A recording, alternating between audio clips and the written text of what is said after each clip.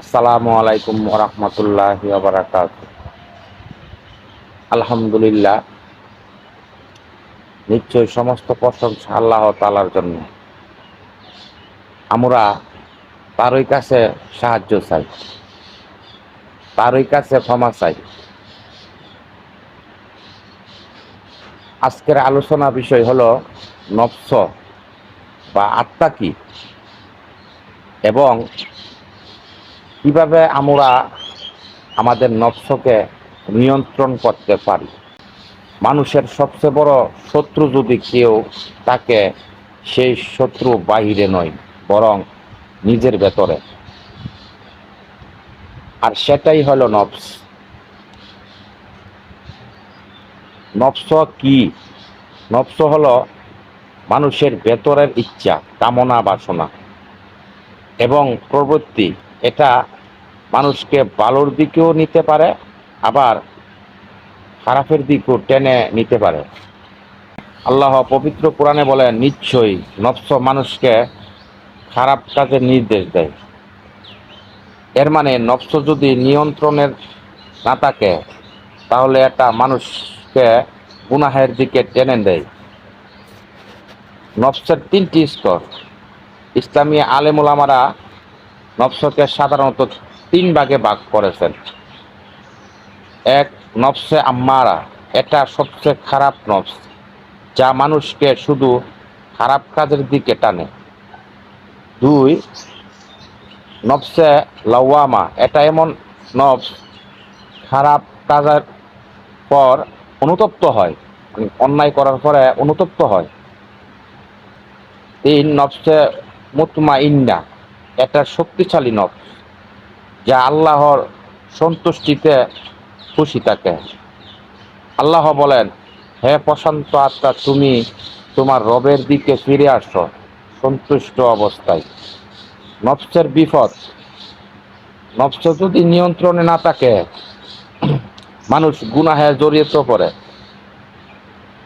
অহংকার জন্ম নেয়, হিংসা বাড়ে, হারাম কাজে সহজ লাগে, ঈমান দুর্বল হয়ে যায়। নফস মানুষকে ধীরে ধীরে ধ্বংসের দিকে নিয়ে যায়। নফস নিয়ন্ত্রণের সবচেয়ে বড় উপায় আল্লাহর ভয়, তাকওয়া। যখন মানুষ জানে আল্লাহ দেখছেন, তখন সে নিজেকে নিয়ন্ত্রণ করে। কোরআন তেলাওয়াত অন্তরকে পরিষ্কার করে এবং নফসকে দুর্বল করে। তিন, নামাজ মানুষকে অন্যায় এবং খারাপ কাজ থেকে দূরে রাখে। রোজা নফসকে লোভ লালসা কমিয়ে দেয়। আল্লাহর জিকির করলে শয়তান নফসে ধোঁকা দিতে পারে না।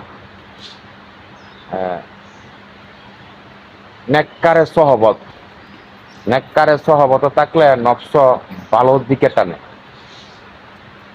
দোয়া ও ইস্তেগফার, আল্লাহর সাহায্য ছাড়া নফসকে জয় করা সম্ভব নয়। নফসের সাথে যুদ্ধ, আমাদের নবীজি বলেছেন, সবচেয়ে বড় যুদ্ধ হলো নিজের নফসের বিরুদ্ধে যুদ্ধ করা। কারণ শত্রু বাইরে সহজে দেখা যায়, কিন্তু নফস ভেতর থেকে আক্রমণ করে। নফসকে কন্ট্রোল করার বাস্তব উপায়: খারাপ বন্ধু এড়িয়ে চলা, হারাম দৃষ্টি থেকে বাঁচা, বেশি বেশি জিকির করা, কোরআন তেলাওয়াত করা, 5 ওয়াক্ত নামাজ পড়া, মৃত্যুর কথা স্মরণ করা, আল্লাহওয়ালার সহবতে যাওয়া।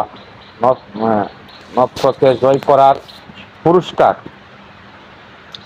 নফসকে জয় করার পুরস্কার: যে মানুষ নিজের নফসকে নিয়ন্ত্রণ করতে পারে, সে দুনিয়াতেও সুখী থাকবে, আখিরাতেও সে জান্নাত পাবে। সুবহানাল্লাহ। আল্লাহ আল্লাহ তাআলা তাকে ভালোবাসবে। নফস আমাদের সবচেয়ে বড় পরীক্ষা। এটা যদি নিয়ন্ত্রণ থাকে, আমরা সফল। আর যদি নফস আমাদের নিয়ন্ত্রণ করে, তাহলে আমরা ধ্বংস। তাই আসুন আমরা আল্লাহর কাছে দোয়া করি, হে আল্লাহ আমাদের নফসকে পরিশুদ্ধ করুন এবং সঠিক পথে পরিচালিত করুন। আমিন। আল্লাহ তাআলা আমাদেরকে যে টুকটাক আলোচনাটা করলাম, ভুলভ্রান্তিকে আল্লাহ তাআলা ক্ষমা করে দেন। আল্লাহ তাআলা আমাদেরকে সঠিক পথে চলার তৌফিক দান করেন, নফসকে নিয়ন্ত্রণে রাখার তৌফিক দান করেন। নফস যাতে আমাদের কে না চালায়, নফসের গোলাম যাতে আমরা না হই, আল্লাহ তাআলার গোলাম হব। আল্লাহ তাআলা আমাদেরকে আমল করার তৌফিক দান করুন। আমিন।